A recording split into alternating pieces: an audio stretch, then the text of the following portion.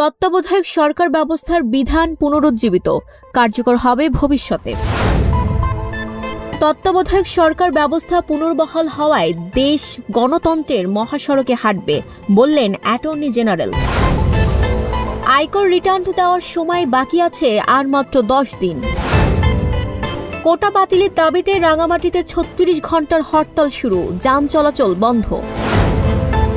13 লাখ রোহিঙ্গার ভার আর বহন করা সম্ভব নয় বলে জাতিসংঘকে জানিয়েছে বাংলাদেশ।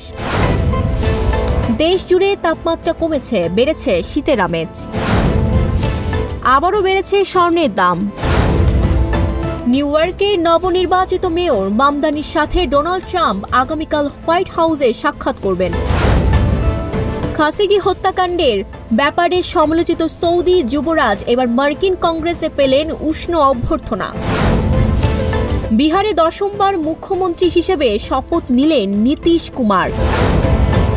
শনিবার ঢাকায় আসছেন ভুটানের প্রধানমন্ত্রী।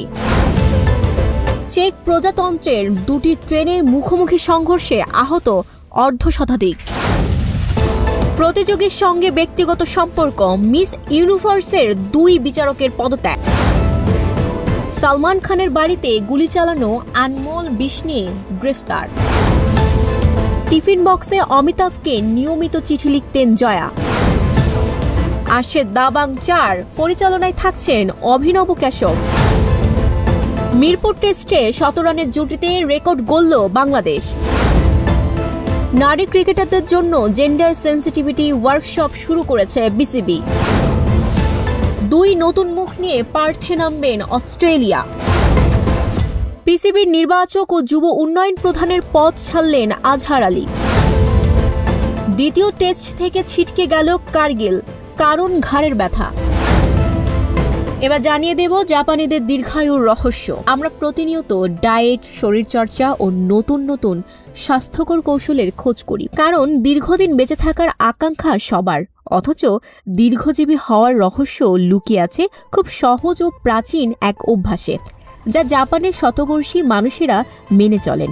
এই অভ্যাসে কোনো কঠোর রুটিন নেই, আছে শুধু একটি সাধারণ নিয়ম। পেট ভরে খাওয়া যাবে না, বরং খাওয়ার সময় পেটকে কেবল 80% খাবার দিতে হবে, ফাঁকা রাখতে হবে 20%। শুনতে কেমন লাগছে তাই না? তবে বিশ্বের সবচেয়ে সুস্থ ও দীর্ঘজীবী জাপানিরা এই নিয়মই মেনে চলেন। তাদের জীবনযাপনের এই নিয়মকে বলা হয় হারাহাচিবু।